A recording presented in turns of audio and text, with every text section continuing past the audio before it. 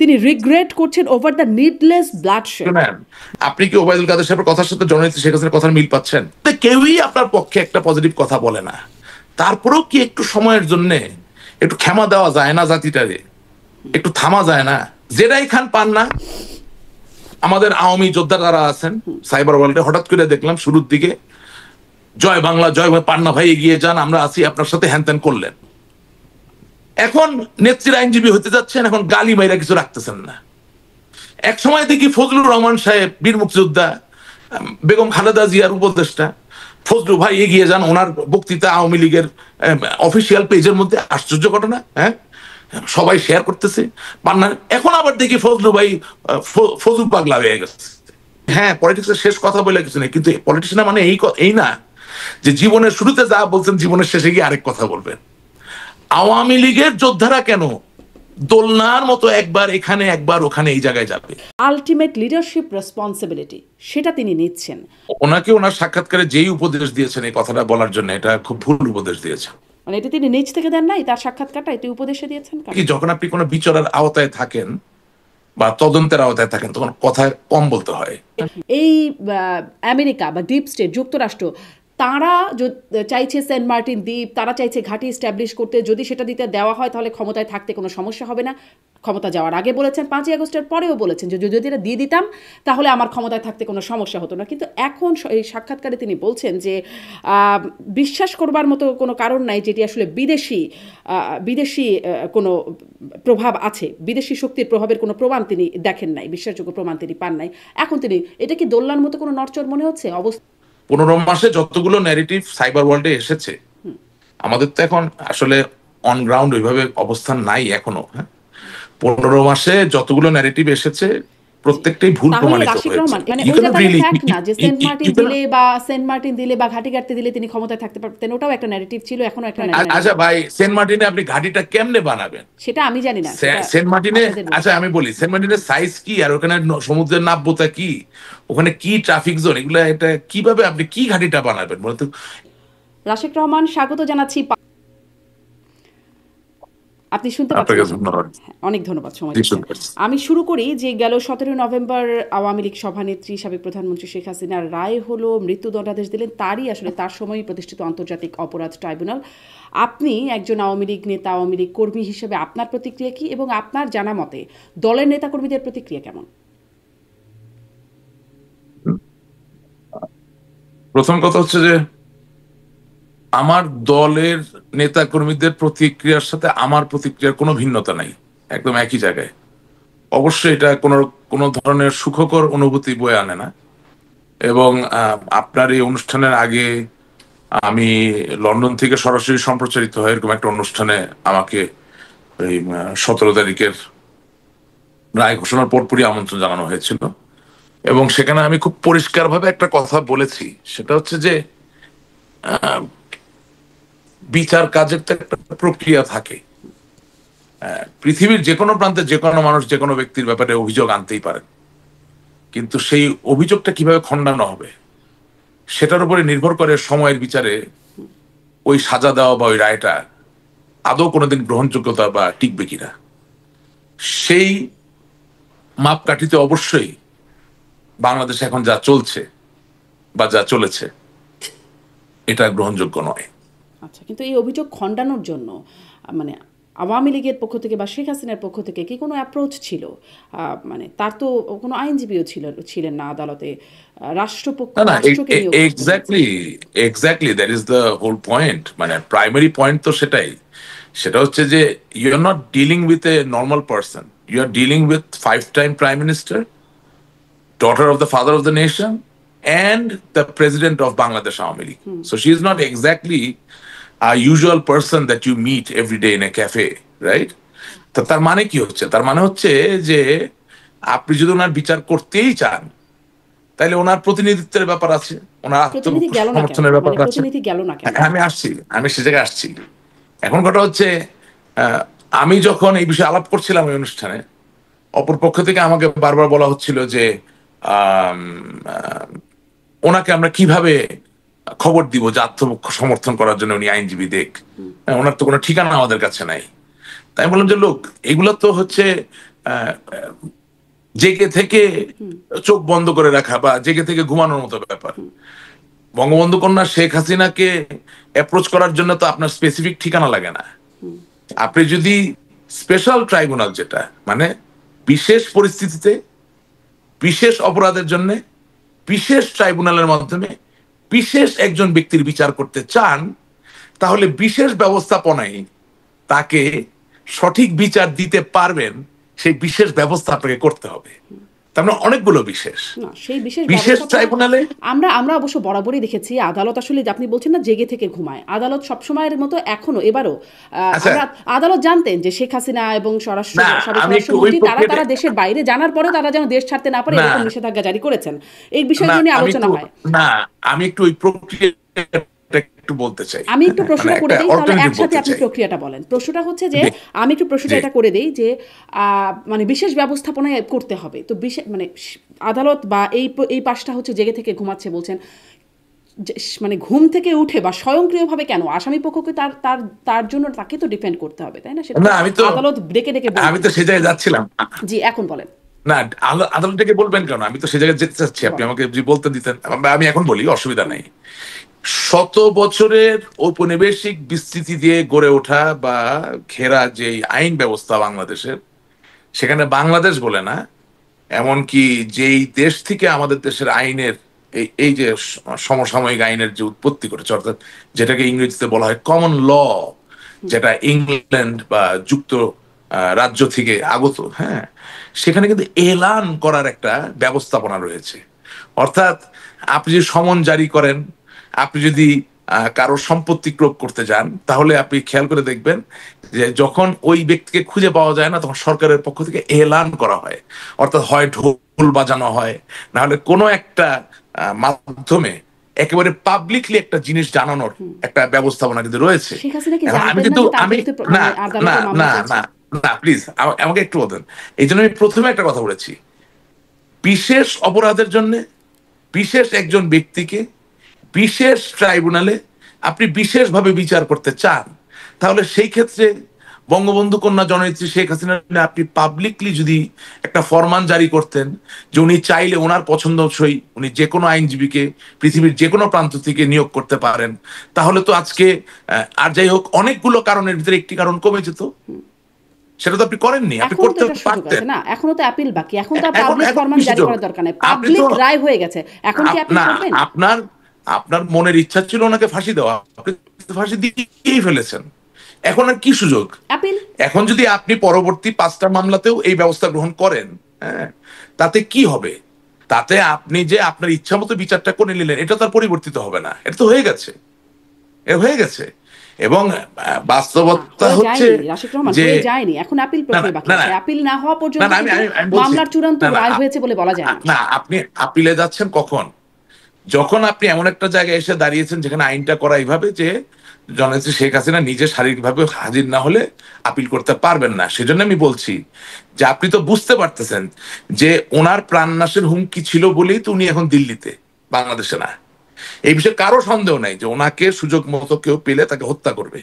ওনাকে এর আগেও বহুবার হত্যা করার চেষ্টা করা হয়েছে, এবারও এর কোনো ব্যতিক্রম নয়। তাহলে শেখ হাসিনার মতো একজন ব্যক্তিকে যদি আপনি নিরাপত্তা না দিতে পারেন, তাহলে বিশেষভাবে তার বিশেষ বিচার করার জন্য বিশেষভাবে নিয়োগকৃত তার আইনজীবী পাওয়ার একটা সুযোগ থাকতে হবে, বিশেষভাবে তার আপিল করার একটা সুযোগ থাকতে হবে। এখন আমি জানি আপনি বলতে পারেন যে কই আপনাদের সময় তো আপনারা রাখেন নাই। হ্যাঁ, হয়তো আমরা রাখি নাই, কিন্তু আমি বলছি যে ইতিহাসের বিচারে আপনি এখনকার বিচার যদি সঠিক করতে চান, তাহলে বিশেষ পরিস্থিতির জন্য বিশেষ ব্যবস্থা বড্ড প্রয়োজন। বিশেষ পরিস্থিতি বিশেষ ব্যবস্থা, কিন্তু আইনটা তো আসলে বিকজ এটা একটা মনে রাখবেন, আইনে কিন্তু এটা সিদ্ধ, আপনি একদম মিলিয়ে নেবেন যে কোনো বড় আইনজীবী বা আইনজ্ঞ থেকে বিচার করতে পারাই শুধু আইনের কাজ না। বিচার করার সময়, বিচার প্রক্রিয়া চলাকালীন সময়ে যিনি বিচার প্রার্থী অথবা যার বিচার হবে, তাদের উভয়ের নিরাপত্তা দেওয়াও কিন্তু আইনের অন্যতম একটি দায়িত্ব। ও ছাড়া কোনো প্রক্রিয়া সম্পন্ন হয় না। আপনি যদি ডক্টর ইউনূসকে আজকে জিজ্ঞাসা করেন নির্মোহভাবে যে তিনি 100% না, না, না। একজন নাগরিককে কেন নিরাপত্তা চেতে হবে? তার যতটুকু নিরাপত্তা দরকার ততটুকু নিরাপত্তা দিতে হবে। এটাই রাষ্ট্র, এর জন্যই সরকার, এর জন্য দেশ। যদি আপনি আজকে প্রফেসর ডক্টর ইউনূসের যে সরকার, সে সরকারের যে কোনো দায়িত্ববান ব্যক্তি তাকে যদি প্রশ্ন করেন, অথবা বিচার ব্যবস্থাপনায় যারা সক্রিয় আছেন, সম্মুখভাগে আছেন, তাদের যে প্রশ্ন করেন যে আপনারা কি নির্মোহভাবে জাতির সামনে এই প্রতিশ্রুতি দিতে পারেন যে বঙ্গবন্ধু কন্যা জননেত্রী শেখ হাসিনার নিশ্চিদ্র 100% নিরাপত্তা আপনারা আগে নিশ্চিত করতে পেরেছিলেন, ওই পরিস্থিতি তৈরি করতে পেরেছেন? এই দেশে যেখানে একজন সাধারণ মানুষ এখন রাত্রেবেলা এতটুকু ছিনতাই হওয়া ছাড়া ঘরে যেতে পারে না, এই দেশে যখন একজন সাধারণ ব্যবসায়ী দিনে দুপুরে আপনার দেশীয় অস্ত্রশস্ত্র বা বিদেশি অস্ত্রের আক্রমণে একেবারে লাইভ ভিডিওর সামনে প্রাণ দিতে হচ্ছে, সেখানে আপনি এরকম একজন ভিআইপি, এরকম একজন বিশেষ ব্যক্তি, আপনার কাছে অপরাধী হতে পারে, আমার কাছে অপরাধী না হতে পারে, কিন্তু তিনি বিশেষ ব্যক্তি, এই বিষয়ে কোনো বিতর্ক নাই। সেই বিশেষ ব্যক্তির আপনি নিরাপত্তা বিরাজ না করে, নিশ্চিত না করে, আপনি কিভাবে আশা করতে পারেন যে আপনি যেভাবে চাবেন সেভাবে বিচার হয়ে যাবে? I'm saying if you want to do justice to the history of Bangladesh, and for time's sake, if you want to be absolutely correct, 100% on the altruistic side, then 110% you have to first ensure the security, well-being, and welfare of the person that you want to try. It's very simple. তিনি যদি আসতেন, ধরুন এগুলো তো একটা hypothetical কথা হচ্ছে যে আসলে তার নিরাপত্তা হবে হবে কি না, হয়তো হবে না, পরিস্থিতি আসলে সেরকমই ছিল 5ই আগস্ট বা তার আগের অবস্থা যেটা, সেটা হয়তো সেরকমই ছিল, কিন্তু এটি তো এখন তার যে নিরাপত্তা নাই আচ্ছা, বাংলাদেশে। আমি আমি এভাবে আপনার কথাটা বলি, আপনার কথা আমি বুঝতে পারছি, আমি আপনাকে এভাবে বলছি যে আপনি একজন মানুষ, আপনি মা, আপনি সহধর্মিণী, আপনি কারো কন্যা। বিলিভ মি, আপনার মনে যদি এতটুকু শঙ্কা হয় যে কোথাও গেলে আপনার প্রাণনাশ হতে পারে, এটা হাইপোথেটিক্যাল নাকি কাগজে কলমে প্রমাণযোগ্য, এটার জন্য কি আপনি অপেক্ষা করবেন? তো সেটি তো আসলে সবার ক্ষেত্রেই প্রযোজ্য এই আচ্ছা, বিষয়টা, তাই না? এবং আমি আপনাকে জিজ্ঞাসা করছি, আপনার অ্যাকচুয়ালি নিউট্রাল থাকার কথা, নিউট্রাল থেকে আপনি উত্তরটা দিবেন। আপনার কাছে কি মনে হয় আপনি গত 15 মাসে আহ, এই বর্তমান ইউনূস সরকারের অধীনে যে বিচার ব্যবস্থার যা ফুটেজ বা যা দেখলেন, যেভাবে আসামিরা আক্রান্ত হচ্ছেন, যেভাবে আদালতে আইনজীবীদেরকে পেটানো হচ্ছে, মারা হচ্ছে, হ্যাঁ, আপনার অভিযুক্ত ব্যক্তিকে কাঠগড়ায় হাজির করার আগেই মোটামুটি গুরুতরভাবে আহত করে ফেলে, দেখে আপনার কাছে কি মনে হচ্ছে? আমার কাছে আসলে কি শেখ হাসিনা নিরাপদ? আপনি যে বিষয়গুলোর কথা উল্লেখ করছেন সেই বিষয়গুলো নিঃসন্দেহে আমার কাছেও না, নিন্দনীয় না, মনে আমি হচ্ছে, কিন্তু সেই এটা এটা নিন্দনীয় এটা বিষয়টা আগে যে হচ্ছে খুব কি, প্রশংসনীয় ছিল তাও না, অতএব না, ওই না, জায়গাটায় আসলে না, না, না, আমি কাউকে প্রশ্ন করছি না, আমি আপনার মাধ্যমে খুব সিম্পল কয়েকটা কোশ্চেন বাংলাদেশের জনগণের সামনে উপস্থাপন করছি। বিশ্বাস করেন, আপনি যখন বিচার নিয়ে কথা বলবেন আচ্ছা, তখন এখন অ্যাপিল করার সুযোগ আছে, যথেষ্ট নিশ্চিদ্র নিরাপত্তার কথা আপনি বলছিলেন, সেই নিরাপত্তা চেয়ে কি হ্যাঁ, আপনার মনে হয় অ্যাপিল হ্যাঁ, সরকার চাওয়া উচিত? কেন কেন সরকার তো এটাও করতে পারেন, ফরমান জারি করতে পারেন, এলান করতে পারেন এভাবে যে যদি বঙ্গবন্ধু কন্যা জননেত্রী শেখ হাসিনা বাংলাদেশের নিকটবর্তী কোন দূতাবাসের কাছাকাছি থাকেন, সেখানে তিনি নিজে উপস্থিত হয়ে একটা ওকালতনামা সই করার মাধ্যমে তার পছন্দনীয় আইনজীবী নিয়োগ দিতে পারেন। অথবা আমি তো বললাম বিশেষ ট্রাইব্যুনাল না, বিশেষ অপরাধ, তো এই ধরনের অপরাধ তো প্রতিদিন আপনি এই অভিযোগ দেখা যায় না, এবং বিশেষ ব্যক্তি, আপনি তো এটাও করতে পারেন যে of her own choosing she can choose a embassy where she will appear physically. প্রশ্ন হচ্ছে আপনি কি আসলে চান ফেয়ার বিচার হোক? আমার মনে হয় না, এই জন্যই আপনি বিশেষ ব্যবস্থা গ্রহণ করবেন না। এটা বাংলাদেশের নতুন কিছু না, আমরা বাংলাদেশে, আমি তো আর একদম ধোয়া তুলসী পাতা না, আমরা তো বিভিন্ন সময় আমাদের সুবিধাজনক ভাবে অনেক কিছু করেছি, এখানেও তাই হচ্ছে। আমাদের একটা ফাঁসির রায় দরকার, আমরা দিয়ে দিয়েছি। That's what we needed. আচ্ছা, এখন ধরেন এই যে নতুন গুম সংক্রান্ত মামলায়, যে আর একটা মামলা যেখানে সেনা কর্মকর্তার অনেকেই আসামি হিসেবে আছেন, সেই মামলায় শেখ হাসিনার আইনজীবী হিসেবে রাষ্ট্রনিযুক্ত আইনজীবী হয়েছেন জেরাই খান পান্না। এই বিষয়ে আপনাদের মানে আপনার কি মনে হয়, এই বিষয়টা কেমন হলো? না, এই বিষয়ে আমার বক্তব্য খুব সহজ। যিনি অভিযুক্ত তার মতামত ছাড়া তো আপনি কোনো আইনজীবী নিয়োগ করতে পারেন না। আমি কাউকে ছোট করবো না, কাউকে বড় করবো না, আমি কোনো কনস্পিরেসি থিওরিও খুঁজবো না, আমি এত সস্তা জায়গায় যেতে চাই না। আমি দেখেছি যে এই নিয়োগ নিয়ে অনেক অনেক কিছু বলছে, আপনি নিজেও হয়তো লক্ষ্য করেছেন। কোনো প্রক্রিয়ায় কি মানে না, আসামি না, আমার জায়গাটা সহজ, মানে আমি আপনি আবারও সবটা রাষ্ট্রপক্ষের উপর দিচ্ছেন বা রাষ্ট্রকে দিচ্ছেন, মতামত দেবার সেটার কোনো প্রক্রিয়া না, আমি কোনো দায়ী রাষ্ট্র, আমি কোনো দায় রাষ্ট্র বা কারো উপরে দিচ্ছি না। আমি বলতে চাচ্ছি খুব সহজ ব্যাপার, আমি বলতে চাচ্ছি যে বাস্তবতার নিরিখে আপনি সত্যি যদি সময়ের প্রতি সুবিচার করতে চান, এবং এই যে 1400 মানুষ যারা মৃত্যুবরণ করেছে, শহীদ হয়েছে, আহ, আহত হয়েছেন, আক্রান্ত হয়েছেন, এগুলো তো সত্য, এগুলো হয়েছে, এগুলো তো মিথ্যা না।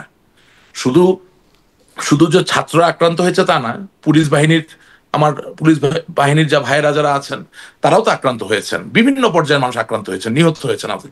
আমার কথা হচ্ছে সত্যি এটাকে সামগ্রিকভাবে এভাবে বলতে হয় যে সময়ের প্রতি যদি সুবিচার করতে চান, এটা তো একজনের বিচার নয়, এটা একজনের বিচার প্রার্থিতা নয়, এটা একটা অনেক বড় একটা ব্যাপার, এবং বৃহৎ জায়গাগুলো বিশেষ হয়েই আমাদের সামনে আহ, উপনীত হয়, ঠিক আছে না? এই জন্য আমি বলছি যে আমি দায় কারো উপরে দিচ্ছি না। আমি বলতে চাচ্ছি যে আপনি যারা নিশ্চিদ্র নিখাদ বিচার বলতে চাচ্ছেন তা নিখাদ নয়,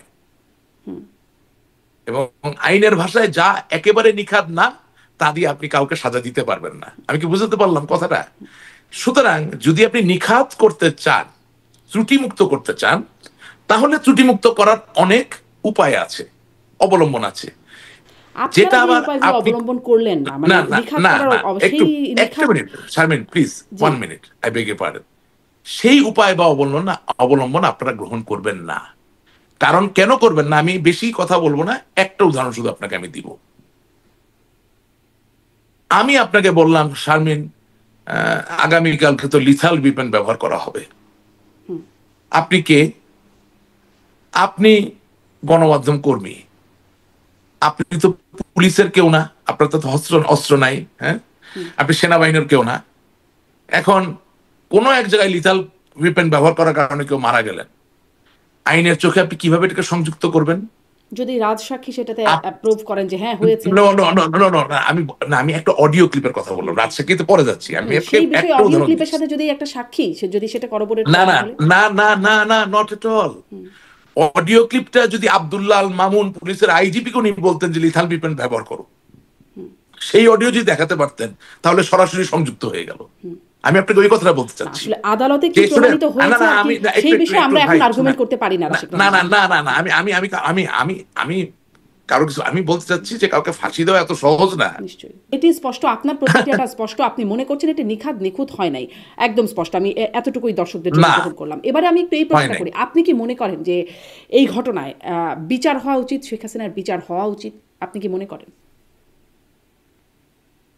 আমি মনে করি বাংলাদেশের যে কোনো মানুষের ব্যাপারে যে কোনো লোক অভিযোগ দিতে পারে, তার তদন্ত হতে পারে, বিচার হতে পারে, এই জন্য তো বাংলাদেশ স্বাধীন রাষ্ট্র। কিন্তু এর মানে এই না যে আপনি ক্যাঙ্গারু কোর্ট বানিয়ে কাউকে ঝুলিয়ে দিবেন, কাউকে মেরে দিবেন, কাউকে ফাঁসি দিয়ে দিবেন। আমি তো কাউকে খোদার জায়গায় বসাবো না, আই এম সরি। আমি খুব ভালো মানের মুসলমান না হলে মুসলমান, আমি আল্লাহ বিশ্বাস করি, আমি মনে করি আল্লাহর নিচেই তো মানুষ। আমি তো কাউকে খোদার জায়গায় বসাইতে পারতেছি না, ঠিক আছে না? তো এখন কথা হচ্ছে যে আহ, আহ, বঙ্গবন্ধু শেখ মুজিবুর রহমানের নামে মামলা হয়েছিল না? হয়েছিল তো। উনি জনগণের ভালোবাসা দিয়ে প্রমাণ করে দিয়েছেন কিসের মামলা কিসের বিচার। তো কথা হচ্ছে মামলা তো আপনি করতেই পারেন নাকি না, করতে পারেন তো, এটা তো অধিকার। হ্যাঁ, আপনি মার্কিন যুক্তরাষ্ট্রে আছেন, ডোনাল্ড ট্রাম্পের বিরুদ্ধেও তো কেউ একজন গিয়ে অভিযোগ করতে পারে, পারে না? তাতে তো আর তার প্রাণ নাশ হবে না।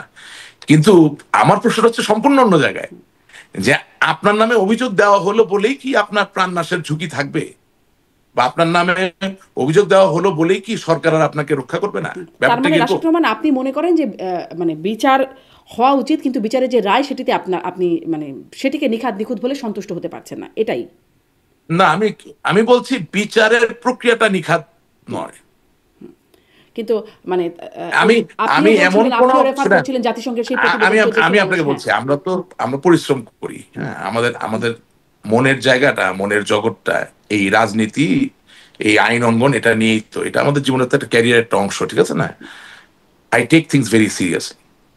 সো আমি আপনাকে আমার মুখ থেকে যা বলবো সেটা আজ থেকে 50 বছর পরেও যাতে কোনো একাডেমিক ডিসকোর্স বা এন্ডেভারে সঠিকভাবে ব্যবহার করা যায় সেটার কথা বলবো। আমি যা জানি না তা নিয়ে আমি কথা বলি না, বলতে চাই না। আমি বলতে চাচ্ছি আমি কি দেখেছি, যা দেখেছি তার থেকে মনে হচ্ছে এই বিচারিক প্রক্রিয়া সঠিক নয়। এখন বিচারিক প্রক্রিয়া যদি সঠিক না হয় তাহলে যুক্তিসঙ্গত ভাবে সেই বিচারের যে রায়, সেই রায় নিয়েও তো প্রশ্ন থাকবে। জি, মানে ওইটাই তাহলে সামারি কি এটা করা যায় যে আপনি চান বিচার হোক কিন্তু এই বিচারের যে রায়টা সেটিতে আপনি সন্তুষ্ট নন? না, আমি চাই বিচার হোক না, আমি বলতেছি বিচার প্রাপ্তি তার অধিকার সকলের। বিচার চাওয়া, বিচার পাওয়া, জি, দুটার অধিকার সমান, আপনি বলছিলেন এটা যে আমি বলতে জাতিসংঘের চাচ্ছি। সেই রিপোর্টের যে সেই সংখ্যাটা 1400 সেটি আপনিও বলছিলেন যে এত মানুষ মারা গেছেন। মারা গেছে, একটা একটা কখনো আমি সেটা সমর্থন করি না। হ্যাঁ, এই যে মানে শুরু থেকেই আমরা যদি 5ই আগস্টের পরে শেখ হাসিনার ভার্চুয়াল যে বক্তব্য সেখানে আমরা তাকে কখনো মানে কোনো রকম অনুশোচনা বরাবরই আসলে সহানুভূতি তিনি প্রকাশ করেছেন নিহত আহতদের প্রতি, কিন্তু অনুশোচনা করেন নাই। কিন্তু তিনি বা কিছু রেসপন্সিবিলিটি স্বীকার করেন নাই। কিন্তু তিনি সম্প্রতি যে গণমাধ্যমগুলোতে, আন্তর্জাতিক গণমাধ্যমগুলোতে যে সাক্ষাৎকার, সেখানে তিনি বলেছেন যে তিনি আলটিমেট লিডারশিপ রেসপন্সিবিলিটি সেটা তিনি নিচ্ছেন। এই আলটিমেট লিডারশিপ রেসপন্সিবিলিটির জন্য কি বিচার হওয়া উচিত বলে মনে করেন কিনা?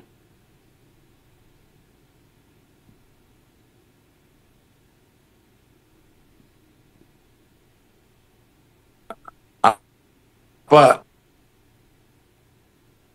কেটে গেছে, আপনি কি আরেকবার একটু বলবেন? কথা একটু কেটে গেছে, আই এম শিওর, সরি। হ্যাঁ, একটু ডিসকানেক্টেড হয়েছিল। আমি আবার প্রশ্নটা করছি যে জি, আমি যেটি বলছিলাম যে একদম শুরু থেকে 5ই আগস্টের পর আমরা শেখ হাসিনাকে কখনোই আমরা শুনি নাই যে তিনি আসলে অনুশোচনা করছেন বা মানে ক্ষমা চাইছেন, এরকম কিছু কখনোই দেখা যায় নাই। কিন্তু সম্প্রতি আন্তর্জাতিক গণমাধ্যমগুলোতে যে সাক্ষাৎকার দিয়েছেন সেখানে তিনি আলটিমেট লিডারশিপ রেসপন্সিবিলিটিকে অ্যাকনলেজ করেছেন, সেটি স্বীকার করছেন যে আমার আলটিমেট লিডারশিপ রেসপন্সিবিলিটি ছিল। সেটির জন্য কি তার মানে সেটির জন্য কি শাস্তিযোগ্য বলে মনে করেন কিনা আপনি? বিচার হওয়া উচিত কিনা? ওনাকে ওনার সাক্ষাৎকারে যেই উপদেশ দিয়েছেন এই কথাটা বলার জন্য, এটা খুব ভুল উপদেশ দিয়েছেন। মানে এটা তিনি নিজ থেকে দেন নাই, তার সাক্ষাৎকারটা এটি উপদেশে দিয়েছেন কারো? এটা তো আমি বলতে পারছি না, কারণ মানে ওনার সাথে তার ওইভাবে সরাসরি যোগাযোগ আমি কেন অনেকেরই নাই। তাহলে এবং কেন মনে হলো যেই উপদেশ দিয়েছেন উপদেশটা তিনি কারো কাছ থেকে না, নিয়েছেন? সুপিরিয়র রেসপন্সিবিলিটি বা আলটিমেট রেসপন্সিবিলিটি, আমার কাছে মনে হয়েছে যে যেই উপদেশ দিচ্ছেন এটা বলার জন্য সঠিক হয়নি উপদেশটা। আর তিনি নিজে বলতে এখন পারেন কোন না এই কথা? এখন কোন সাক্ষাৎকার দিয়ে তো আর আপনি কাউকে ডাইরেক্টলি গিলটি করে ফেলতে পারেন না। না। বাট আমি বলতে চাচ্ছি যে আমি যদি সেই জায়গায় উপদেশ ওনাকে দিতাম, উনি যে চাইতেন, আমার যে সেই সুযোগ থাকতো, আমি অবশ্যই ওনাকে বলতাম যে ফুফু আপনি এই কথাটা বলবেন না, এটা বলবেন না, এটা আমি ওনাকে বলতাম।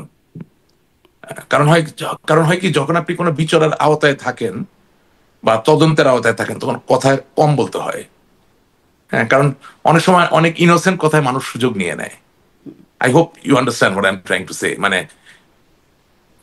আইনের একটা খুব বড় উপদেশের বা পরামর্শের জায়গা আছে, যে আইনজীবীরও কখনো বেশি কথা বলতে হয় না, যিনি বিচার প্রার্থী তারও কখনো বেশি কথা বলতে হয় না। যখন একটা প্রক্রিয়া শুরু হয়ে যায় তখন ওই প্রক্রিয়ার মাঝে যা আছে অতটুকু থেকেই কথা বলতে হয়। কারণ আপনাকে মনে রাখতে হবে যে তাহলে আবার আসলে আপনাকে তিনি কথা কি বলি। করবেন? মানে আপনি আপনার না জায়গা থেকে যদি আমি সুযোগ থাকতো আপনি এই আমি পরামর্শ দিতেন আমি বলছেন। না না হ্যাঁ, না না আমি আবার আপনাকে কথাটা বলি। বিশেষ অপরাধের বিশেষ পরিস্থিতিতে বিশেষ ব্যক্তির বিশেষ বিচারে শুধুমাত্র দেশের মানুষ ওনাকে বিচার করছেন না, বা ইউনূস সরকারের গুটি কয়েক লোক তার বিচার করছেন না, সারা পৃথিবী তাকে বিচার করছেন।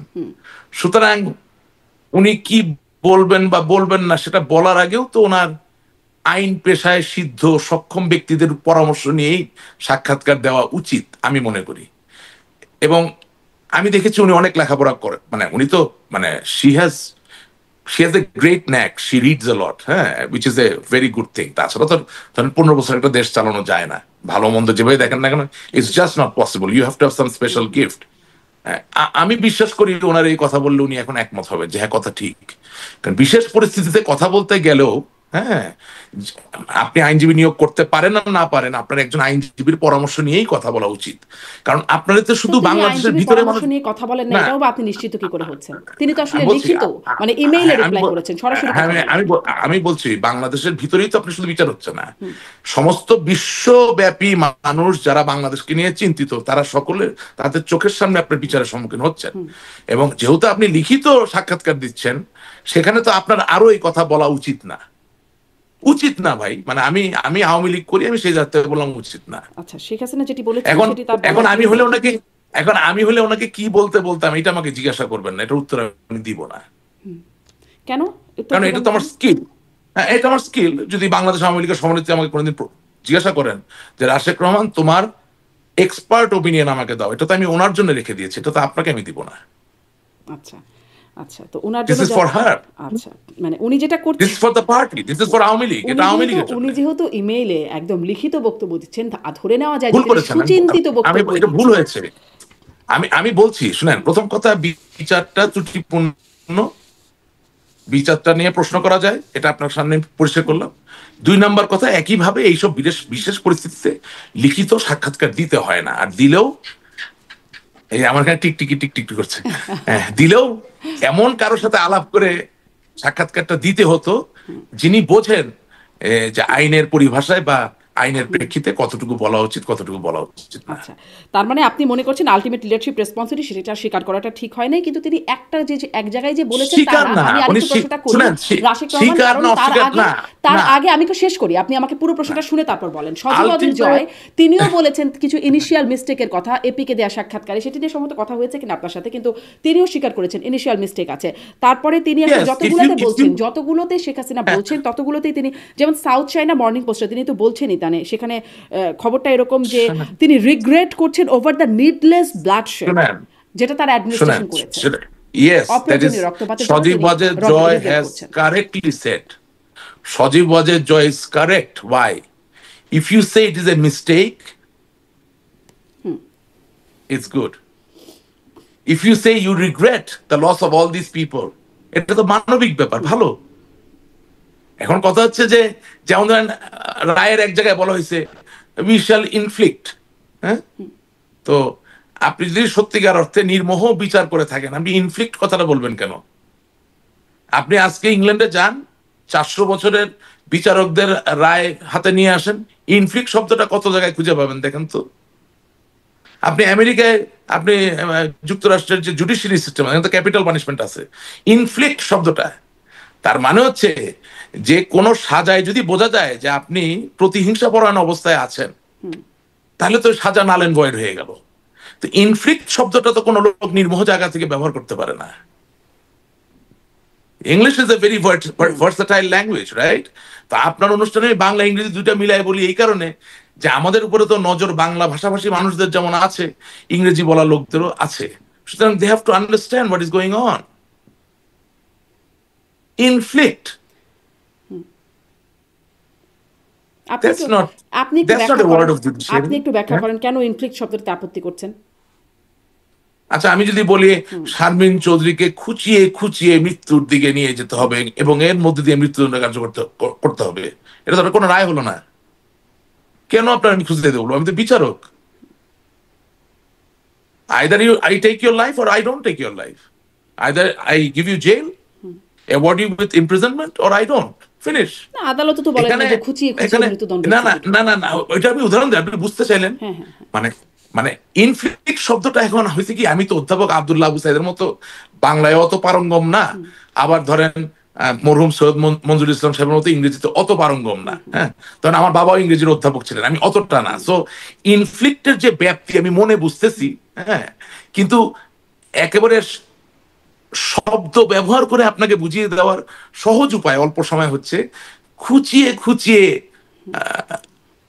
তাকে হত্যা করে মৃত্যুর স্বাদ পাওয়ানোর মধ্য দিয়েই এই সাজা কার্যকর করা যেতে পারে, এরকম একটা ব্যাপার।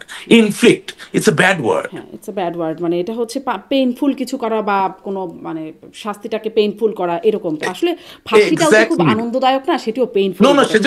রায়ের ভাষা নিয়ে আমরা কথা বলি, সেটাতে আপনি নিন্দা জানিয়েছেন বা আপনি অসন্তুষ্ট প্রকাশ করেছেন। আপনি ইসলাম ধর্মেও জানের বদলে জান, চোখের বদলে চোখ বলে নাই কিন্তু ইনফ্লিক্ট। মৃত্যুটা খুব ভয়ানক জিনিস বললেই তো নির্মোহ ভাবে এটাকে বলতে হয়। জি, আপনি রায়ের সমালোচনা করছেন, অবশ্য সেই রায় আমি সমালোচনা করছি, আমি আপনাকে একটা দুটো জিনিস বলার চেষ্টা করছি। মানে আপনি বললেন আমার জায়গাটা হয়েছে কি, আমি আসলে এখন একটু রায়ের বাইরে গিয়ে আমি আসলে এই বিষয়টাও শুনতে যাচ্ছিলাম। আপনি বলছেন যে ঠিক আছে, শুরুতে কিছু ভুল ছিল, কিছু ভুলের কথা সজীব ওয়াজেদ জয় বললেন, তারপরে সাবেক প্রধানমন্ত্রী শেখ হাসিনা তিনিও আসলে এই ভুল এর কথা বলছেন যে আসলে মানে সবগুলোকে যদি আমি একটু সামারাইজ করি, তিনি তো ওই আলটিমেট লিডারশিপ রেসপন্সিবিলিটি নিয়েছেন। তিনি বলছেন যে ওই সাউথ চায়না মর্নিং পোস্ট সম্ভবত, হ্যাঁ জি, সাউথ চায়না মর্নিং পোস্ট, সেখানে বলছেন যে রিগ্রেট, নিডলেস ব্লাডশেড যেটা তার প্রশাসন করেছে সেটির জন্য তিনি রিগ্রেট করছেন, যেটা ছাত্র আন্দোলন দমনের জন্য করা হয়েছিল বলে সেই পত্রিকাতে বলছে। কে করছেন এটা? এটা শেখ হাসিনার ইন্টারভিউ। শেখ জি, হাসিনার জি, ইন্টারভিউতে তিনি বলছেন জি, অপ্রয়োজনীয় রক্তপাত যেটি তার অ্যাডমিনিস্ট্রেশন করেছে, সেটা যদি আমি বাংলা করি তাহলে এরকমই দাঁড়ায়। একটা অবস্থানগত পরিবর্তন কি হয়েছে, যেটা আগে তো কোনো রকম রিগ্রেট করার কোনো জায়গা ছিল না। এখানে সুপিরিয়র রেসপন্সিবিলিটি অনেকভাবে ব্রেকডাউনও করছে। ওবায়দুল কাদের বাংলাদেশের প্রধানমন্ত্রীও না, স্বরাষ্ট্র মন্ত্রণালয়ের মন্ত্রীও না। আমি এরকম কথোপকথন দেখেছি, সে সরাসরি ফোন করে পুলিশের উচ্চ পদস্থ কর্মকর্তাদেরকে নির্দেশ দিচ্ছে। তাহলে সুপিরিয়র রেসপন্সিবিলিটি শেখ হাসিনা ওনার ঘাড়ে একা পড়বে কেন?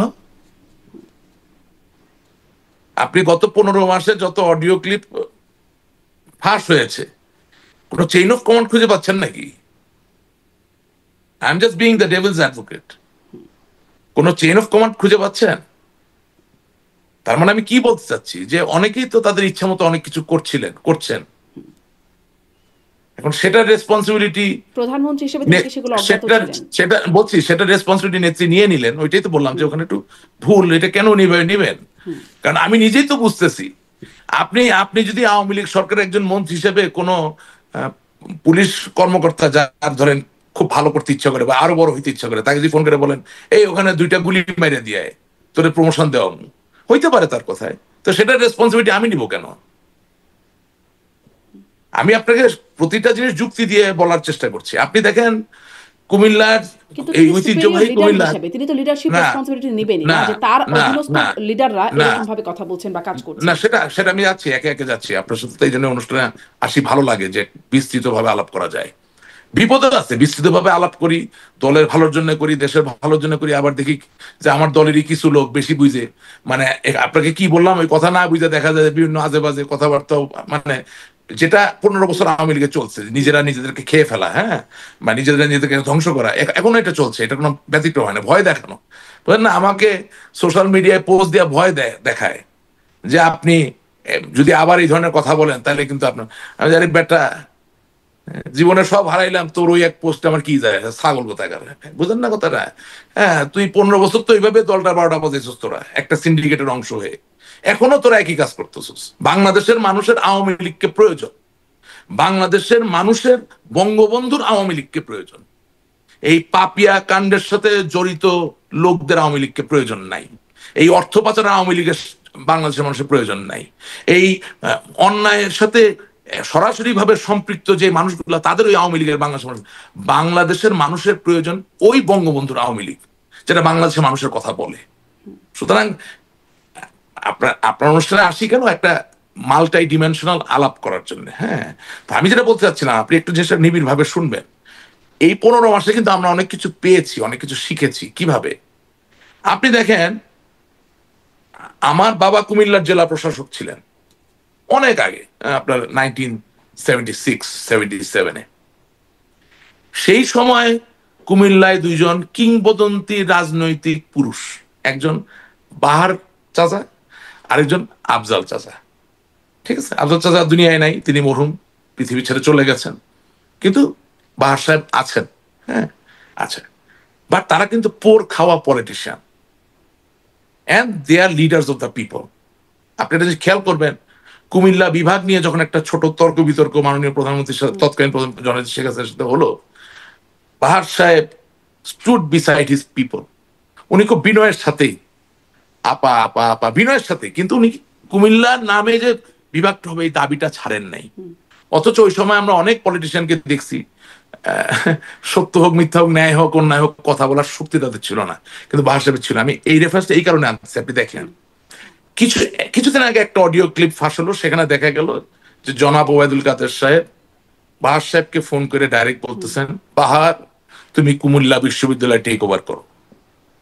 এখন দেখেন, কেন বাহার সাহেব একটা ট্রু আওয়ামী লীগের পলিটিশিয়ান, উনি কথাটা শুনে তার ভিতরে কোনো উলম্ফন, কোনো উত্তেজনা বা কোনো উন্মাদনা ছিল না। তার কণ্ঠে আমি বুঝলাম যে তিনি একটু পিছিয়ে গেলেন, পিছিয়ে গিয়ে বললেন যে ওটা তো লোটাস কামাল সাহেবের এলাকা। ওবায়দুল কাদের সাহেব বললেন নেত্রী তোমাকে বলছে টেক ওভার করতে, জিনিসটা বোঝেন। উনি কিন্তু এই কথা শোনার পরও তার ভিতরে কোনো উত্তেজনা বা টেক ওভার করার কোনো ইচ্ছা দেখা যায়নি। তিনি বলেছেন আচ্ছা আমি চিন্তা করবো। আপনি কিন্তু অডিওটা শুনে দেখবেন।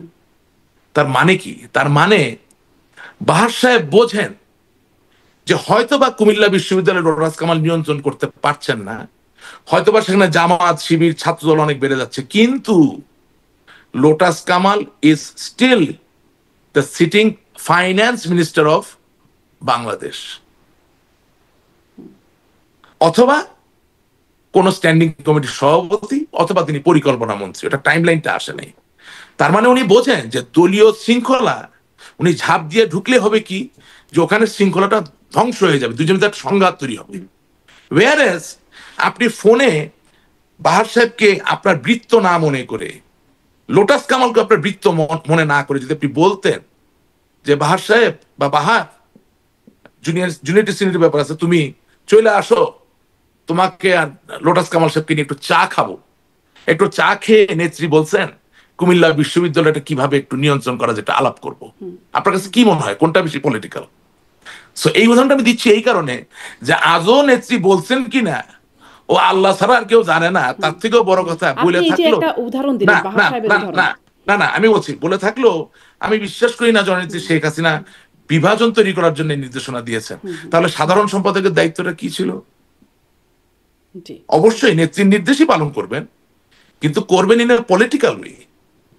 কেউ তো আপনার কাজের লোক না। সেই পলিটিক্যাল ওয়েতে করছেন, মানে আপনি যেভাবে বলছেন যে বাহার সাহেব যেভাবে দলীয় শৃঙ্খলা রাখার জন্য যেটি করেছেন, আপনি কি দলীয় শৃঙ্খলা রাখার জন্য সেভাবে মেইনটেইন করছেন? এখন তো আপা আমি কি করছি আপনি আমাকে বলেন, আমি কি করছি? আমি তো অগাধ আস্থা নিয়ে সম্পর্কে বলছেন বা আওয়ামী লীগের সিনিয়র নেতাদের সম্পর্কে বলছেন, আমি তো অগাধ আস্থা নিয়েই এই নেতৃত্বের প্রতি সম্মান দেখিয়ে তো আমি আছি বা ছিলাম বা থাকবো। কিন্তু যদি পলিটিক্যালি কেউ ব্লান্ডার করতে থাকেন, আপনি আমাকে বলেন তো কারে বলবো, কোথায় বলবো? আমরা তো বিশেষ পরিস্থিতিতে আছি, তাই না? আপনি মনে করেন আমি একটা মানুষের তো বিবেক থাকে, একটা বিবেক থাকে না মানুষের, কম বেশি থাকে। হ্যাঁ,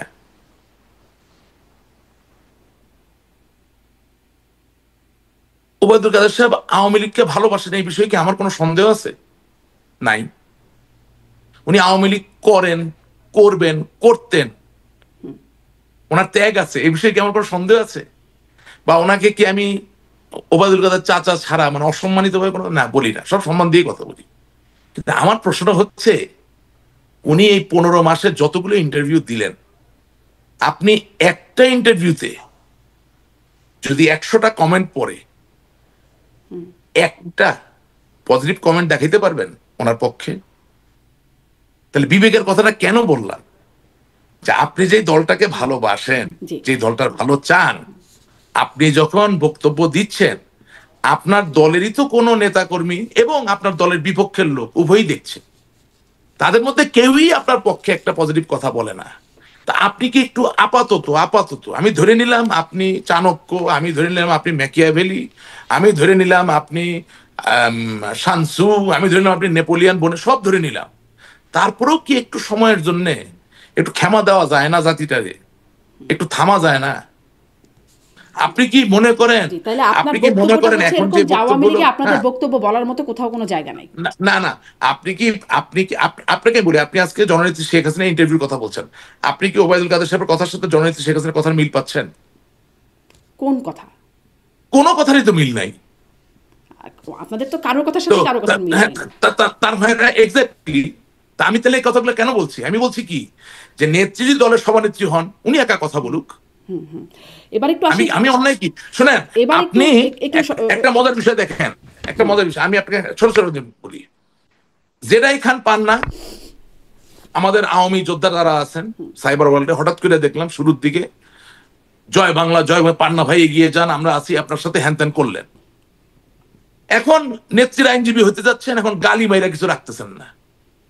এক সময় দেখি ফজলুর রহমান সাহেব, বীর মুক্তিযোদ্ধা, বেগম খালেদা জিয়ার উপদেষ্টা, ফজলু ভাই এগিয়ে যান, ওনার বক্তৃতা আওয়ামী লীগের অফিসিয়াল পেজের মধ্যে, আশ্চর্য ঘটনা, হ্যাঁ, সবাই শেয়ার করতেছে পান্না। এখন আবার দেখি ফজলু ভাই ফজলু পাগলা হয়ে গেছে। এই জন্য বলতেছি রাশেক রহমান এগিয়ে যান, এখন রাশেক রহমানের 12টা বাজান, মানে যখন যারা যেভাবে লাগতেছে, বুঝলেন? আপনি একটা যে বুঝেন, আমি তো স্মৃতিভ্রম আমার হয় নাই, আল্লাহ মানে ক্ষমা করুন। পলিটিশিয়ানের মানে, হ্যাঁ পলিটিক্সের শেষ কথা বলে কিছু নেই, কিন্তু পলিটিশিয়ানের মানে এই না যে জীবনের শুরুতে যা বলছেন জীবনের শেষে গিয়ে আরেক কথা বলবেন। হ্যাঁ, মানে মানসিক ভাবে মনোগত ভাবে চরিত্রহীন হওয়ার কোন সুযোগ রাজনীতিতে আছে কিনা আমি জানি না, ওই রাজনীতি আমি করতে চাই না। ঠিক আছে, আপনি একটা চিন্তা করেন তো, আপনার শোয়ের নিচেও যখন কমেন্ট পড়ে তখন কিন্তু এই কমেন্ট পড়ে যে আওয়ামী লীগের সময়কালে আপনি তো সুবিধাভোগী ছিলেন, এখন এসে আপনি আওয়ামী লীগের সমালোচনা আমি ওইখানে আসছি, আমি এখন একটা করে আসবো। আপনি খুব ভালো বলছেন, আমি একটা বলে ভুলে যাবো, বলে আসতেছি।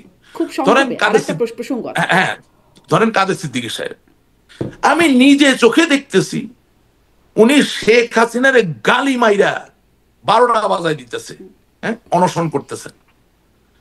উনি আবার বলতেছেন শেখ হাসিনা জীবনে দেশে ফিরতে পারবে না, হ্যান করছে ত্যান করছে। আবার এখন দেখি আরেক কথা বলতেছে। এখন ওনার যেমন ইচ্ছা তেমন উনি বলতেই পারেন, এটা ওনার ইচ্ছা, ওনার শরীর, ওনার মন, ওনার মুখ, ওনার বয়স। কিন্তু আমার কথা হইল আওয়ামী লীগের যোদ্ধারা কেন দোলনার মতো একবার এখানে একবার ওখানে এই জায়গায় যাবে? এবার আপনি কি মনে করেন না, আপনার বক্তব্য মনে করেন না কেন আওয়ামী লীগের নেতাকর্মীরা দোলনার মতো এখান থেকে ওখানে যাবেন? মানে আমি একদম মানে আপনাদের সর্বোচ্চ নেতা শেখ হাসিনা, তাকে আমরা বলতে শুনেছি একদম ক্ষমতা পতনের আগে, মানে সরকার পতনের আগে বহুবার শুনেছি যে এই আমেরিকা বা ডিপ স্টেট যুক্তরাষ্ট্র তারা চাইছে সেন্ট মার্টিন দ্বীপ, তারা চাইছে ঘাঁটি স্ট্যাবলিশ করতে, যদি সেটা দিতে দেওয়া হয় তাহলে ক্ষমতায় থাকতে কোনো সমস্যা হবে না। ক্ষমতা যাওয়ার আগে বলেছেন, 5ই আগস্টের পরেও বলেছেন যে যদি এটা দিয়ে দিতাম তাহলে আমার ক্ষমতায় থাকতে কোনো সমস্যা হতো না। কিন্তু এখন এই সাক্ষাৎকারে তিনি বলছেন যে বিশ্বাস করবার মতো কোনো কারণ নাই যেটি আসলে বিদেশি কোনো প্রভাব আছে, বিদেশি শক্তির প্রভাবের কোনো প্রমাণ তিনি দেখেন নাই, বিশ্বাসযোগ্য প্রমাণ তিনি পান নাই। এখন তিনি, এটা কি দোলনার মতো কোনো নড়চড় মনে হচ্ছে, অবস্থানের পরিবর্তন মনে হচ্ছে, ইউটার্ন না কি আসলে? না, প্রথম কথা হচ্ছে 5ই আগস্টের ঘটনার পিছনে যে দুটি দেশের সবচেয়ে বড় ভূমিকা, সে দুটি দেশের একটিও আমেরিকা না। আমি সেই নাম এখানে বলতে যাব না। আমি কেন খামাখা ভাই, আমার দলে নাই কোনো পদ পদবি, আমি একটা সাধারণ মানুষ, আমি একজন সমর্থক, আমি এত বড় বড় শত্রু বানাবো কেন? 5ই আগস্টের ঘটনার পিছনে যে দুটি দেশের ভূমিকা সবচেয়ে বড়, সেটা বঙ্গবন্ধুর কন্যা জননেত্রী শেখ হাসিনা বিশ্বাস করি জানেন, বা না জানলেও তাকে জানাতে হবে। আপনি বললে কি হবে? আপনি না পাত্তা দেন না বললেন একটু আগে। না, এত শত্রু আর বানাতে চাই না, বুঝে ভালো লাগে না, বুঝে না, কারণ কি আপনি যাকে ভালোবাসেন তার জন্য বইলে যদি শত্রু হয়ে যান, এটা মানে কি? এটা মানে কি বলেন? আমার বাবা 34 বছর বাংলা আওয়ামী লীগের কোষাধ্যক্ষ, সমস্ত জীবন এই দলের জন্য। আমি রোবট না, একটু আমার কথা বলবেন। আমার বাবার রক্ত পানি করা এই দলে তার অবদান। আমার শৈশবকাল থেকে, আমি বড় হব না, আমার শৈশবকাল থেকে এই ছাত্রলীগ, এই দলের সাথে আমি ওতপ্রোতভাবে জড়িত থেকে, হ্যাঁ, কি দেখলাম আমরা, যে আপনি যার জন্য ফাইট করছেন, যার জন্য ফাইট করতে চান বা ফাইট করতে পারেন ওপেনলি, তারই আপনার দল প্রোটেকশন দিচ্ছে না, প্রোটেকশন দেয় না। সো আমি আর শত্রু বাড়াইতে চাই না। I hope I can make you understand. আমি তো আপনাকে বললাম যে জ্ঞানত কোনোদিন আওয়ামী লীগের কোনো ক্ষতি হবে আমার হাত দিয়ে, আমার পরিবার, বাংলাদেশ, নেভার, ইজ ইম্পসিবল। আপনি যদি দুটো দেশের নাম প্রকাশ করেন তাহলে আওয়ামী লীগের ক্ষতি হবে না? আমার ক্ষতি হবে, আমাকে কেন ক্ষতি নিতে হবে? আওয়ামী লীগকে প্লেজ করেছেন যে উনি ওনার কর্মীকে প্রোটেক্ট করবেন, আমি তো তার কর্মী, আমাকে কি প্রোটেকশন দেওয়া হবে? ক্ষতি করবেন মানে আপনি কি ক্ষতির ভয় করছেন? কেন? আমার তো অনেক ক্ষতি হয়েছে, আপনি কি কিছু জানেন না? এই যে একটু আগে বললেন যে অভিযোগ আছে, এখন আমি আপনাকে উত্তরটা দিয়ে দিই, আমার অভিযোগের উত্তর। না, কিন্তু সেটা তো আছে, আপনি না বললেন সেটা ছাগল পাগল, তার কাছে আপনি পাত্তা দেন না। না, অনেক সরকারি সুবিধা নিয়েছে, এর উত্তর দিয়ে দিই আপনাকে, সুন্দর উত্তর দিব। বাংলাদেশের আওয়ামী লীগ সরকারের তো একটা ক্যাবিনেট ছিল, তাই না? ছিল তো, প্রত্যেক মন্ত্রণালয়ে একজন করে মন্ত্রী ছিলেন। তো সরকারি ব্যবসা বাণিজ্য দেওয়ার মালিক কারা? মন্ত্রী আর সচিব। আপনি তো মোটামুটি সবারই ইন্টারভিউ নেন, প্রত্যেককে ডেকে একবার করে জিজ্ঞাসা করবেন যে রাশেক রহমান কোন দিন আপনার মন্ত্রণালয় আপনার কাছে কোনো কাজে গেছে। যদি কেউ বলতে পারে আমাকে, আপনি বলবেন হ্যাঁ আমি আসাদুজ্জামান খান কামাল সাহেবের কাছে বহুবার গিয়েছি। কেন গিয়েছি? আমার এক সিনিয়র বন্ধু, উনি ছাত্রলীগের সভাপতি ছিলেন এক সময়, সে বাংলাদেশে জন্মগ্রহণ করছে, ছাত্রলীগের সভাপতি, কিন্তু হঠাৎ করে ঘটনাচক্রে দেখা গেল তার নাগরিকত্ব নাই, সুতরাং আমার যেতে হয়েছে। আমার এলাকার কোনো পুলিশি সমস্যা নিয়ে আমাকে আসাদুজ্জামান খান কামাল সাহেবের কাছে যেতে হয়েছে। এছাড়া স্পেসিফিক কোন তদবির, মানে এমনকি চাকরি বা কিছু, একটু যে কোনো মন্ত্রীকে ডেকে জিজ্ঞেস করবেন। আমি একটা সুপ্রাচীন ঐতিহ্যবাহী পরিবারের সদস্য, বিনয়ের সাথে বলতে চাই, ভালোভাবে বেঁচে থাকার জন্য কোনোভাবেই আমাদের সরকারের কাছে কোনো কিছু নিয়ে ভালো থাকার প্রয়োজন নাই। স্পষ্ট করেছেন আপনার ডিফেন্সে, আপনি আপনার পক্ষ থেকে বলেছেন, কিন্তু আপনার দলের লোকেরাই এটি বলে যে আপনি আসলে সুবিধাভোগী। আমি তো বলছি আমার দলের মাঝে একটা অংশ আছে, আপনি আসলে তাহলে কোন দুটি দেশ সেটি বলবেন না। যেদিন থেকে আমি দুর্নীতিগ্রস্ত ব্যক্তিদের বিরুদ্ধে কথা বলা শুরু করেছি, যেদিন থেকে আমি নমিনেশন বাণিজ্যের বিরুদ্ধে কথা বলা শুরু করেছি, সেদিন থেকে এই লোকগুলো এসব কথা বলা শুরু করেছে। আমি তাদের কাজটা সহজ করে দিচ্ছি। তারা যেই মন্ত্রীর বাতাস পেয়ে এসব কথা লাগবে, মন্ত্রীকে জিজ্ঞাসা করতে বলেন রাশেদ রহমান তার কাছে কোনোদিন গেছে কিনা, নেভার। আমাকে মাননীয় প্রধানমন্ত্রী বাংলাদেশের আওয়ামী লীগের সভানেত্রী নৌকা দিচ্ছেন, ওই নৌকা পাওয়ার জন্য রাশেদ রহমান কোনোদিন কোনো নেতার হাত ধর্ণা দেয়নি। আমি কৃতজ্ঞ, নেত্রী আমাকে দিয়েছেন, আমার বাবার আমাকে নৌকা দিয়েছে না, ডিজিএফ আলাপ করতো। এটা তো বললাম তো আপনাকে, এটা তো পলিটিক্যাল একটা রং ডুইং ছিল, এটা তো আমাদের হাতে না, এটা তো আমার হাতে না। এখন ডিজিএফআই যদি ডেকে বলে আসেন চা খাই, কি বলবো আমি? আপনার ব্যাখ্যা আপনি স্পষ্ট করেছেন। আপনি বলছিলেন যে সোশ্যাল মিডিয়া অনেক প্রচারণা চালানো হচ্ছে, অনেক আপনার পিছিয়ে লেগে যাচ্ছেন, তাতেও আপনি খুব কেয়ারও করছেন না, সেটাও আপনি না, আমি এটা নিয়ে একদম চিন্তিত না। সেই দুটো দেশের নাম বললে কেন সমস্যা, মানে সেখানে কেন কেয়ার করছেন না? ওটা একটু কেয়ার করছি কারণ হচ্ছে যে আমার যিনি দলীয় প্রধান, ওনাকে তাকে উপলব্ধিতে নিতে হবে জিনিসটা। তারপরে ওই যে যেরকম ওই পরামর্শটা যেরকম আপনাকে দিলাম না, যে ইন্টারভিউ দেওয়ার সময় কি বলা যেতে পারে, হ্যাঁ, কিছু জিনিস নিজের কাছে রাখতে হয়। আচ্ছা, ঠিক আছে। তাহলে জিজ্ঞাসা করছিলেন, যেহেতু আপনি বলবেন না, কিন্তু অবস্থানের পরিবর্তন বা ইউ টার্ন, আপনি বলছেন দুটো দেশ দায়ী, কিন্তু আমেরিকা না। কিন্তু এটা তো আপনি শুনেছেন যে বহুবার খোদ প্রধানমন্ত্রী থাকা অবস্থায় শেখ হাসিনা বলেছেন, তারপরেও বলেছেন, আপনাদের দলের নেতারাও বেশ উচ্চকিত কণ্ঠে এটা বলেছেন যে মার্কিন যুক্তরাষ্ট্র ডিপ স্টেট।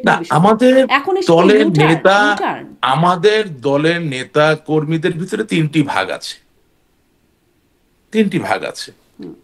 একটি ভাগ একেবারেই নিঃশর্তভাবে কোনো যুক্তি তথ্য প্রমাণ ছাড়া নৌকাটাকে ভালোবাসে, আওয়ামী লীগকে ভালোবাসে, বঙ্গবন্ধুকে ভালোবাসে, জননেত্রী শেখ হাসিনাকে ভালোবাসে, পয়েন্ট ব্ল্যাঙ্ক ক্লিয়ার। আরেকটি ভাগ আছে 15 বছরে একটি বিশাল বড় দুষ্টু চক্র আওয়ামী লীগের ক্ষমতার আস্বাদ বা এর যে মধু সেটা পেয়েছে, এবং স্বাভাবিকভাবেই সম্প্রসারিতভাবে এই মধু পাওয়ার কারণে তারা এখন নতুন করে অন্য কোনো জায়গা না করে ফেলতে পারার কারণেই এখানে থেকেই তারা স্বপ্ন দেখছে যদি আমরা ফিরে এসে আবার নতুন করে মধু খেতে পারি। তাই যারা এই মধু খাওয়ার বিরুদ্ধে কথা বলে তাদের বিরুদ্ধে তারা কথা বলে, এটা একটা অংশ। আরেকটা অংশ উপরে যেটা আছে সেটা হচ্ছে অ্যাবসলিউটলি ইম্যাচিওর একটা পলিটিক্যাল এজেন্সি দাঁড়ায় গেছে, বুঝলেন না? আপনি মনে করেন আওয়ামী লীগের বিজয়ের সময়গুলো দেখবেন, আওয়ামী লীগের বিজয় হয়েছে মাঝে মাঝে, এই যেমন আপনাকে আমি বলি এইভাবে, যে যারা আমাদের বিরুদ্ধে, যারা আমাদের যারা আপনি আমার কথা শুনতে পাচ্ছেন? হ্যালো, আমি কিন্তু শুনতে পাচ্ছি। যারা আমাদের বিরুদ্ধে, তারা দেখেন, হ্যাঁ, যারা আমাদের বিরুদ্ধে তারা এখন কি করছে আপনি দেখেন, তারা গ্রামীণ ব্যাংকে ককটেল মারছে বা পেট্রোল বোমা মারছে। ওরা কিন্তু আমাদের বিরুদ্ধে, আমাদের দলের না। কেন মারছে বলেন তো? কারণ নোবেল প্রাইজটা তো ডক্টর ইউনূস একা পায় নাই, ডক্টর ইউনূস এবং গ্রামীণ ব্যাংক যৌথভাবে নোবেল প্রাইজ পেয়েছে। এখন ডক্টর ইউনূস যেদিন বাংলাদেশের চিফ অ্যাডভাইজার হলেন, তিনি স্বতঃপ্রণোদিতভাবে মেনে নিলেন যে রাজনীতিতে তিনি প্রবেশ করেছেন। এখন রাজনৈতিক প্রতিপক্ষ তাকে গালি দিতে পারে, তার ব্যাপারে প্রতিবাদ করতে পারে, আন্দোলন করতে পারে, কিন্তু গ্রামীণ ব্যাংক তো একটা ইনস্টিটিউশন, ও তো জড়ো, তার তো কোনো প্রাণ নাই, এবং বিদেশের চোখে এটা হচ্ছে গরিবের সংগঠন এবং কি নোবেল প্রাইজ পাওয়া সংগঠন। তো যখন আমাদের শত্রুরা চালাকি করতেছে কি, আওয়ামী লীগের নাম দিয়া গ্রামীণ ব্যাংকের মধ্যে হামলা করে দিচ্ছে, কইরা তারাই আবার গোপনে ছবি গোপন প্রতিবেদন বানায় ইউরোপের বিভিন্ন জায়গায় পাঠাচ্ছে, দেখো আওয়ামী লীগ ইজ ইনফ্লিক্টিং, ওই যে ওয়ার্ডটা inflicting, harm on an institution which is called Grameen Bank, which is actually for the poverty-stricken people of Bangladesh. So আমাদের কিন্তু চিন্তা করতে হবে যে আমরা যাতে কোনো ফাঁদে না পড়ি, আমরা কিন্তু বিভিন্ন ফাঁদে পড়তেছি। এরকম ভাবে ফাঁদ কি আপনারাও পাততেন যখন ওই যে 14-13-14-তে যখন মানে আগুন সন্ত্রাস না, সেটা না বোধহয়, আমি এটা বিশ্বাস করতে চাই না, মনে হয় না, এটা আমি জানি না এভাবে, বাট মনে হয় না। আচ্ছা, এখন তো হিংস্রতা দেখে মনে হচ্ছে তারা আসলে এগুলা করেছে, যে হিংস্রতা আমি দেখলাম, যেভাবে তারা হত্যা, নাশকতা, অগ্নিসংযোগ এসব করছেন, তাতে করে 2015-তে করেন এটা আমি বিশ্বাস করবো না কেন, 2013-তে করেন এটা বিশ্বাস করবো না কেন, করেছেন তো। জি, এখন আমাদের হ্যান্ডলিংটা ভুল ছিল, হ্যান্ডলিংটা ঠিক ছিল না। 2013 সালে যে বাসে আগুন দিচ্ছে তার আমি বিচার করতে পারলাম না 2024 সাল পর্যন্ত। বিশ্বাস করে আমাদের কাছে ক্ষমতা থাকতো, তখনও আপনারা করেন নাই, এখনো আপনারা করছেন না, বলতেছি তো, আমার যে ক্ষমতা থাকতো, যেই পিপি সাহেব ওই মামলাকে কাজে লাগায় নিজের ঘর বাড়ি বানাইছে, টাকা পয়সা ঘুষ খাইছে, আমি তার চাপ খাইতাম ধইরা। কারণ তুমি শত শত লোককে বিচার না দিয়া ঝুলাই রাখছো, ঝুলাই রেখে ওখান থেকে টাকা ইনকাম করছো, আর মাঝখান দিয়ে আওয়ামী লীগের পরে মানুষের রাগ বাড়ছে। তোমার দায়িত্ব ছিল, তোমার পবিত্র দায়িত্ব ছিল, মামলা হয়েছে, তদন্ত হইয়া চার্জশিট জমা পড়ছে, তুমি মামলা চালাইয়া রায় পর্যন্ত নিয়ে যাবা। কি 50 জন আসামি ছিল, ঠিক আছে, 5 জন দোষী সাব্যস্ত হলেন, 45 জন বেকসুর খালাস, তারা সুস্থ জীবনে চলে যাবে। তুমি কি করছো? তুমি বদমাইশ, তুমি এই মামলা ব্যবহার কইরা তুমি 3 তলা 4 তলা 5 তলা বাড়ি বানাইছো, ঘুষ খাইছো, জামিন বাণিজ্য করছো। This is what has happened. একটু আবার পয়েন্টে আসি, যে তাহলে আসলে কি আপনি অবস্থান পরিবর্তনকে কেন অবস্থান পরিবর্তন করছেন বলে মনে করেন? কোনটার অবস্থান? ওই যে যেটা বলছিলাম যে যুক্তরাষ্ট্রই বা তাদের মার্কিন ডিপ স্টেটের দায়ী, তারাই চেয়েছেন বলে বলছেন, এখন বলছেন তারা আসলে তাদের প্রভাব নাই। এটা তো অনেক বড় চিন্তার বিষয়। মানে বঙ্গবন্ধু কন্যা জননেত্রী শেখ হাসিনা, তিনি বাংলাদেশের প্রধানমন্ত্রী ছিলেন, তিনি এখন দিল্লিতে আছেন, তিনি তো হাতে কিছু সময় পেয়েছেন চিন্তা করার। মানে আপনার রেট্রোস্পেক্টিভ যেই চিন্তা ভাবনা, বা এটাকে বলে আপনার মানে মানুষের মনের একটা বিরাট বড় সক্ষমতা আছে, এটা আল্লাহ তাআলা দিচ্ছেন। We can operate like a time machine. Physically, we may not be able to travel through time, but if we close our eyes and if we think, then we can operate like a time machine. We can go far behind, we can go to the past, we can remain in the present, and also we can contemplate about the future. হ্যাঁ, খুব realistic কিছু model মানুষের মাথায় ভবিষ্যতে তৈরি করা যেতে পারে। সো অবভিয়াসলি এখন তো ওনার হাতে কিছু সময় আছে, উনি হয়তো চিন্তা ভাবনা করছেন, এবং যেই ন্যারেটিভটা পরিবর্তন করলে রাজনীতির জন্য আগামী দিনে ভালো হবে সেটা হয়তো তিনি বলছেন। হ্যাঁ, এই জায়গাটা তো ওনাকে আমার দিতে হবে। তবে এটা বাস্তব, আপনার ভাষ্য মতে যে এই যে যদি কেউ উপদেশ বা পরামর্শ দিয়ে থাকেন, এটি সঠিক পরামর্শ দিয়েছেন, মানে আলটিমেট রেসপন্সিবিলিটি শিকারটা সঠিক ছিল না, এটি পরামর্শ যে দিয়েছে ঠিক করেন নাই। আমি আপনাদের আরো সহজ করে কথাটা বলতে চাই।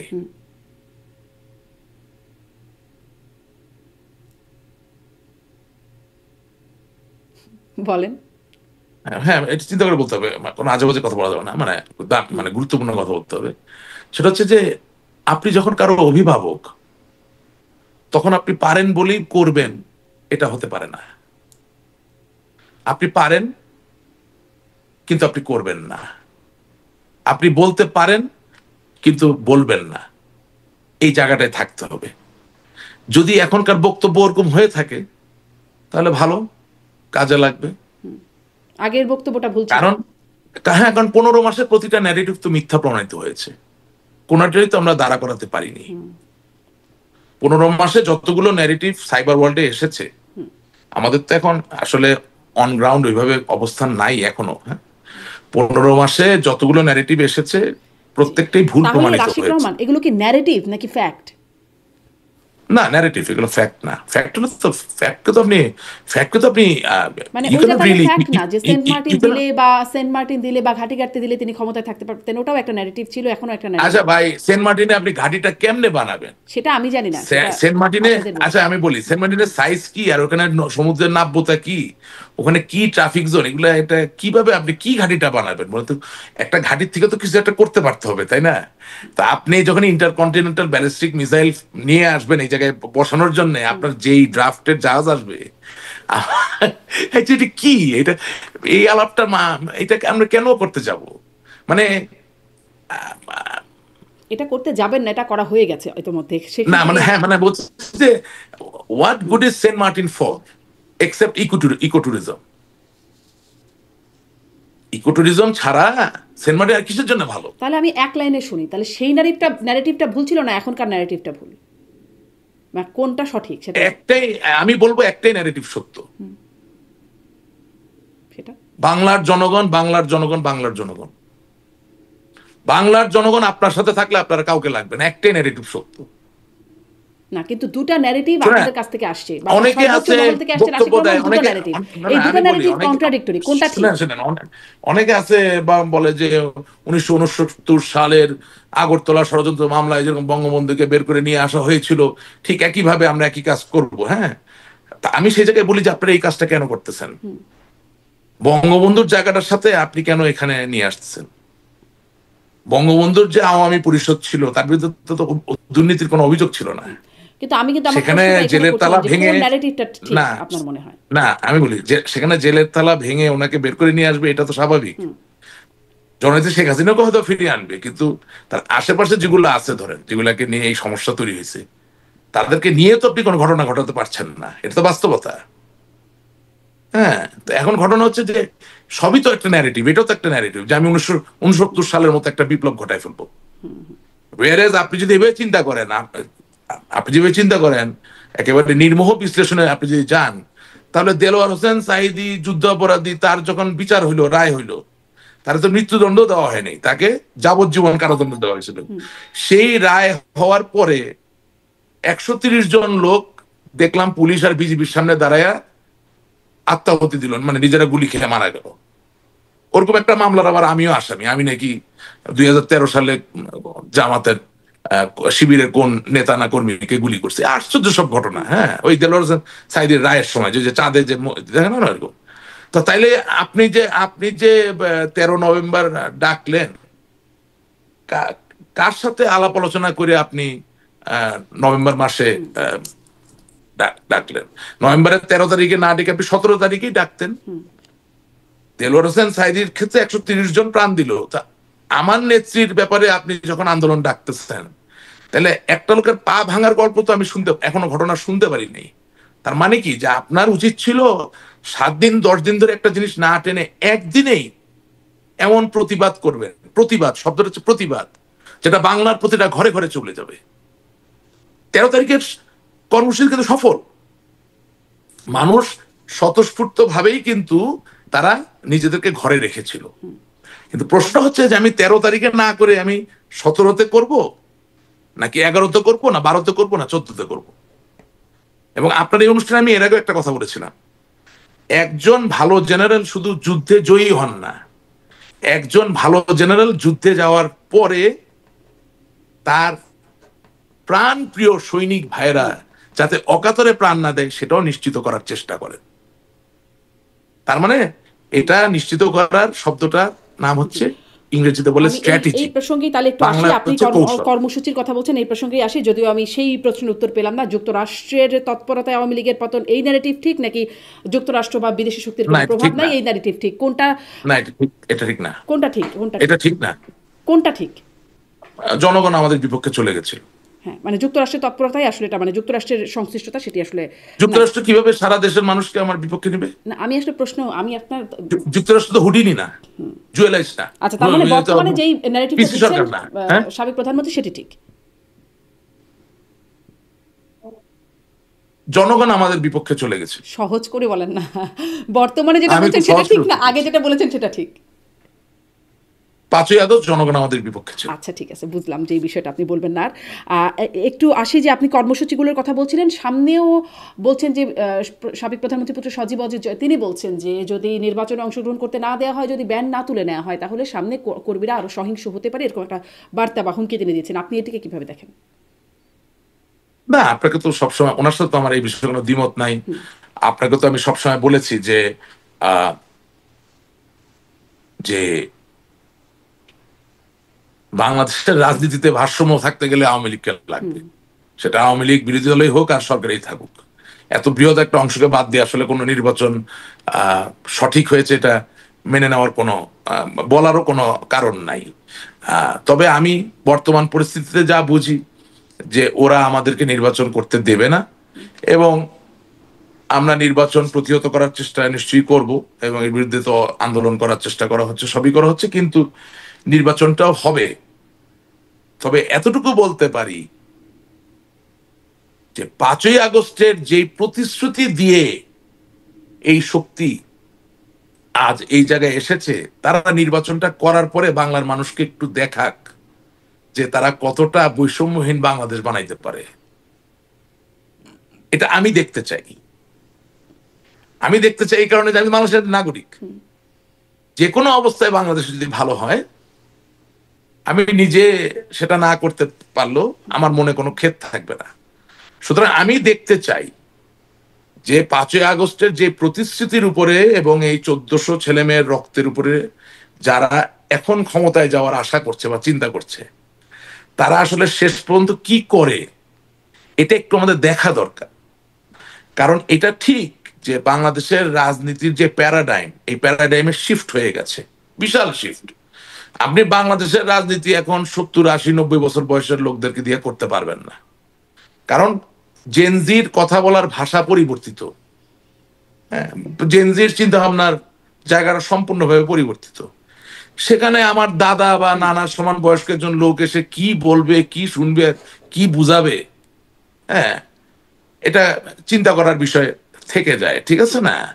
হ্যাঁ, এবং এবং সবচেয়ে বড় যে জিনিসটা, সেটা হচ্ছে মানুষের উপলব্ধি যেটা আসছে এখন আস্তে আস্তে, যে আসলে ওরা আমাদেরকে যে প্রতিশ্রুতি দিয়েছিল ওগুলো মিথ্যা হয়তোবা, সেই জায়গাটা আমরা যেতে পারছি না। কারণ আমাদের দলের আবার কিছু বড় বড় নেতা আছে, বলতেছে যে 5ই আগস্টে তো জনগণ আসে নাই, শুধু জামাত শিবির আসছিল।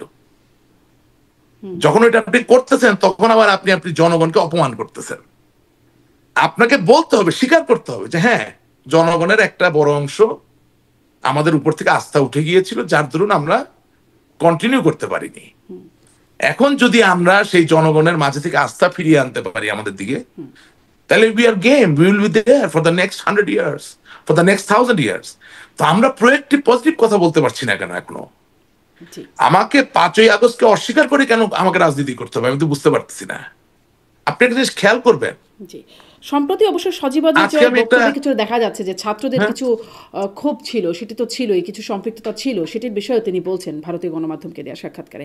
আমি আসলে তার সজীব অজিত জয়ের কথা বলছি, তার আরেকটা প্রসঙ্গ নিয়ে তার বক্তব্যের আরেকটা প্রসঙ্গ, সেই সাক্ষাৎকারের একটা প্রসঙ্গ নিয়ে একটু জিজ্ঞাসা করি। সম্প্রতি ভারতীয় গণমাধ্যমে এসেছে যে দিল্লিতে যেই জঙ্গি হামলা হলো, সেখানে বাংলাদেশের মাটি ব্যবহার করে সেই প্ল্যানিং বা ব্যবস্থাপনা হয়েছে, এটি সজীব অজিত জয় একটা সাক্ষাৎকারে বলছেন। এটি আসলে মানে কেমন মনে হচ্ছে আপনার কাছে? আমি জানি না, এটা নিয়ে আমি কথা বলতে চাই না। এটা তো ওভারঅল বাংলাদেশের ক্ষতি হবে, এটা তো নট গুড, এটা নট গুড। জি, শেষ করি যে আমাদের আপনারা সবসময় বলেন যে দেশে আওয়ামী লীগের নেতা ধরেন আপনি মার্কিন যুক্তরাষ্ট্রে আছেন না, তো মার্কিন যুক্তরাষ্ট্রে তো অনেক গোলাগুলি হয় মাঝে মধ্যে, হয় না? তো সেখানে গোলাগুলির ক্ষেত্রে তো অস্ত্র অনেক সময় মেক্সিকান লোকের হাতেও থাকে, যে ঠিক মার্কিন নাগরিক না, বর্ডার পার হয়ে এসেছে। তার জন্য তো কথা বলা হয় না যে মেক্সিকো ইজ অ্যাটাকিং আস। আমি আসলে এগুলা আমাদের একটা ছোট দেশ, তো অনেক চ্যালেঞ্জ, খুব বুকের কাছে আগলায় রাখা দরকার দেশটাকে ভালো রাখার জন্য, খুব চিন্তা ভাবনা করে চলা দরকার। খুব চিন্তা ভাবনা করা হয় নাই বলে মনে হচ্ছে এই বক্তব্যে। হ্যাঁ, আর বুঝেন না, অভাগা দেশ তো আমাদের, অভাগা দেশ। বাংলাদেশি হওয়ার জন্য, বাঙালি হওয়ার জন্য হয় আপনাকে ভারতের, হয় আপনাকে মানে শুনতে পাচ্ছি কিন্তু। না, আপনি কথা শুনতে হ্যাঁ, পাচ্ছেন? মানে শুনতে পাচ্ছি। হ্যাঁ, মানে বাংলাদেশের একজন ভালো নাগরিক হওয়ার জন্য বা দেশপ্রেমিক হওয়ার জন্য হয় আপনাকে ভারতের অনুগত হওয়া লাগছে, না হলে পাকিস্তানের অনুগত হওয়া লাগছে, বাংলাদেশের অনুগত হওয়া লাগছে না। মানে অভাগা না, কপালটা তো ভাই মনে হয় ভিতরে ভিতরে ফাটা। একটা দেশ বঙ্গবন্ধুর নেতৃত্বে স্বাধীন হয়েছে, হ্যাঁ, 30 লক্ষ মানুষ শহীদ হয়েছে, 2.5 লক্ষ মা বোন সম্ভ্রম দিছে। আজকে যত আইনজীবী, যত ডাক্তার, যত ইঞ্জিনিয়ার, একটা লোক ওই জায়গায় থাকতো না যদি বাংলাদেশ স্বাধীন না হইতো। অথচ দুঃখ, এবং যত আর্মি অফিসার, যত পুলিশ অফিসার এই র্যাঙ্কে থাকতে পারতো না যদি বাংলাদেশ স্বাধীন না হইতো। অথচ হায় রে আমার খোদা, এই দেশ দুই ভাগে বিভক্ত, এক ভারত, আরেক পাকিস্তান। বাংলাদেশের আপনি পক্ষে এই বক্তব্যকে খুব সঠিক বক্তব্য বলে মনে করছেন না? বাংলাদেশের পক্ষে কে, এটার উত্তরে আপনি বুঝবেন আমি কি বলতে চাচ্ছি। মানে এটা বাংলাদেশের পক্ষে বক্তব্য বলে মনে হচ্ছে না? আমি সেটা তো বলি, আমি বলছি বাংলাদেশের পক্ষে কে। আপনি সবসময় আমাকে নিয়ে কামানের সামনে দাঁড়া করে দিলে তো হবে না। আমি তো প্রশ্ন করছি উত্তর পাওয়ার জন্য, আপনি আমাকে পাল্টা প্রশ্ন করছেন। বাংলাদেশের পক্ষে কে? আমি আপনাকে বলতে চাচ্ছি যে আমার একটা কামান আছে, কোন দিকে নিশানা করলে ভালো ফলাফল হবে সেটা বলতে চাই। সবসময় যদি অন্যের কামানের সামনে আমাকে দাঁড়া করাই দেন তাহলে কি হয়? এটা কি সুবিচার বলেন? আচ্ছা, না আপনি আমি প্রশ্নগুলো করব এবং আপনি উত্তরগুলো দিবেন, এটাই হচ্ছে আসলে আমি কাম্য। চেষ্টা করি, জি, আমি আপ্রাণ চেষ্টা করি, এবং একেবারেই খুব নিখাত জায়গা থেকে চেষ্টা করি, অনেক আমার ভিতরে ধন্যবাদ। কিছু রেখে করি না। নিশ্চয়ই কিছু রেখে করেন। দুটা দেশের নাম বলেন নাই আপনি অবশ্য, এবং অনেক প্রশ্নই একটু একটু ঝাপসা ঝাপসা করে বলেছেন।